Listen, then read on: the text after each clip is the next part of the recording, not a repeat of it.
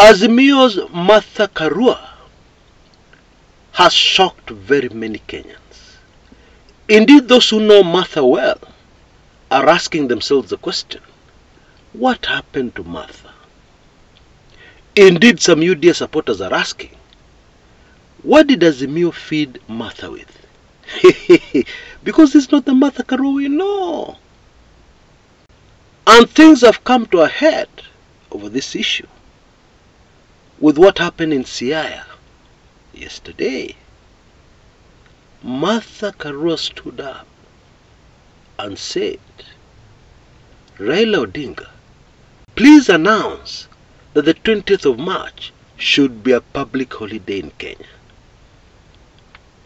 People could not believe that they were hearing this from Martha Karua. Huh? Is that Martha Karua? Is that really the Iron Lady? The stickler to the law and the rule of law and getting things sorted out by courts? Surely she knows the law. Raila Odinga has no power to declare a public holiday. If somebody like Babu Owino stood and said something like this, then there would be no issue. People know Babu Owino. That is normal. But Martha Wangari Karua alisema hivi kweli? Aye, what is happening to Martha? Now we need to appreciate the fact that we humans change. And we humans are conditioned. We're conditioned by what the world throws at us.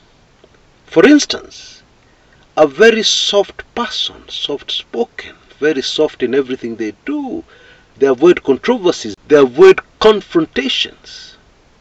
This person is bullied, beaten down on. They are messed up with. A lot of injustice is committed against them. And then they say, no, I can't take this anymore. And they change, they become the very opposite. Radical, always looking for confrontation, etc., etc. It happens to all of us. Even you, if you look at your life history, are you the same as you were, say 20 years ago or 10 years ago? No. Even if you've not noticed it, you've changed. So what we need to do here is to look at the factors that have changed the character of one Martha Karua.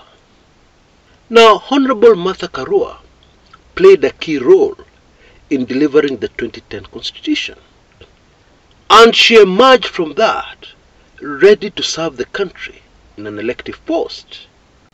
And she emerged from that exercise with what seemed to be massive support countrywide. Enough support for her to make a stab at the presidency of the Republic of Kenya. And one Kumekucha Chris agreed with her and went into a polling booth and voted Martha Karua for president. Well, you know what happened. And if Martha Karua before then had not seen the really dirty side of politics, then in 2013 she did. Because the votes which were assigned to her, those were not her votes. In case you didn't know, her votes were also stolen. And I'm sure she had a lot of regrets. And she went back to the drawing boards. She must have wondered what would have happened if instead she had decided to vie for the governorship of Kirinyaga. She would have won hands down. And so this Iron Lady, she doesn't have that nickname for nothing, because she never gives up, decided to reposition herself for 2017. Now, previously Martha had been very independent, but in 2017 she aligned herself with Jubilee and Uhuru Kenyatta and William Ruto. Many people were shocked. What has happened to Martha Karua's principles? She knows what the Jubilee government is all about. Massive looting has taken place in these few years, since 2013.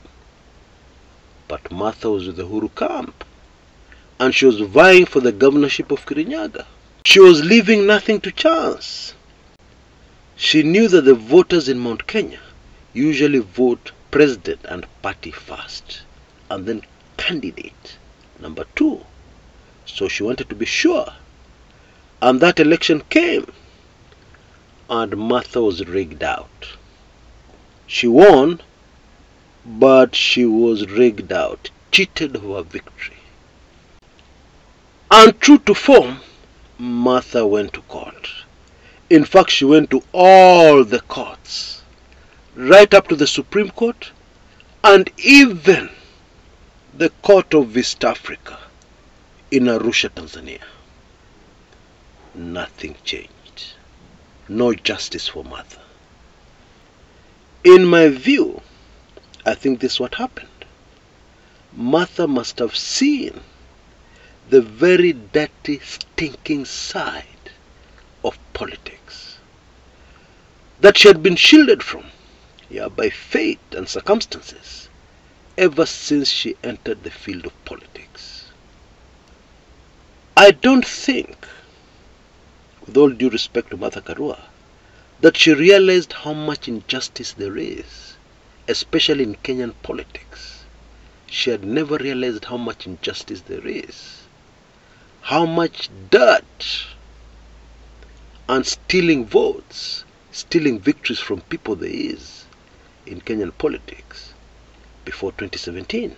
And what happened to her? In my view, that was trauma for her. And so 2022 came, and it looked like Martha would go for governor of Kirinyaga, the seat that rightfully belonged to her since 2017. She would reclaim it. But of course, fate and destiny had other ideas for her. She became Raila Odinga's running mate. Now, Martha Karua and Raila have a history.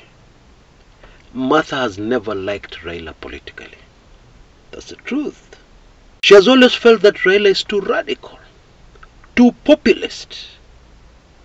And most of all, I don't think she liked Raila Odinga's rowdy, fanatical supporters.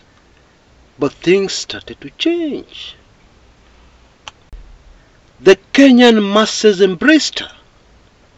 Kenya suddenly remembered that out of all the women politicians we have in Kenya, Martha Karua and Charity Ngilu stand out as the ones who have consistently contributed towards a better Kenya over the years. But of course, there's one difference between the two women. Martha Karua has an impeccable record. She has never been linked to any corruption scandal. People have tried. Actually, there's just this one issue of tobacco farms somewhere in Kirinyaga that is neither here nor there. Nothing has been proved. So Martha Karua was clean. A clean woman liberator for a better Kenya. The masses fell in love with her. You see, it's the nature of life that the good things you do in this life, it takes a very long time for people to stand up and notice. It takes a very long time for people to look up and notice. So the secret is that you must keep going, even when they have not noticed. Because one day, they'll notice. Just pray that they don't notice after you're gone, which is the case in most instances. However, in this case, Kenya remembered Martha Karua while she was still alive. And so Martha Karua was pushed into that position very suddenly of being the people's deputy president. And therefore, if you look at Martha Karua like that, nothing should surprise you.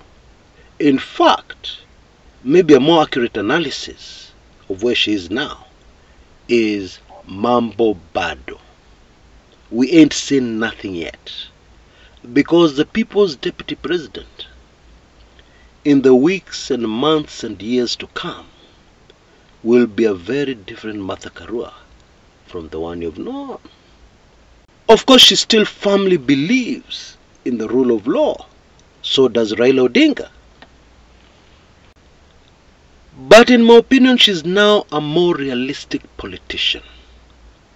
Realizing that in politics, it can get very rough. And when it does, the toughness in you has to get going. Until next time, this is Chris. Kumekucha.